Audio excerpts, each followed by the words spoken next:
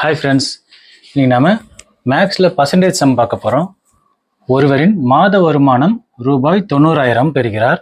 வருமானத்தில் 70% செலவு செய்கிறார் எனில் செலவு செய்யாத தொகை எவ்வளவு? ஒருத்தர் 90,000 ரூபாய் சம்பாதிக்கிறாரு, அதில் 70% செலவு பண்ணுறாருன்னா மீதி எவ்வளோ இருக்கும்? 30%. நாம் 30%னா 30 போட்டு சதவீதம் என்ன? 100. அதை கண்டிப்பாக நம்ம கீழே போட்டே ஆகணும். இன்ட்டு 90,000. இப்போ நம்ம ஜீரோலாம் கட் பண்ணலாம். இங்கே ஒரு ஜீரோ, இங்கே ஒரு ஜீரோ, இது ஒரு ஜீரோ, இது ஒரு ஜீரோ. மீதி எவ்வளோ இருக்குது? 9,000 இன்ட்டு 3. அப்போது இந்த 3 ஜீரோ நம்ம கீழே போட்டுப்போம்.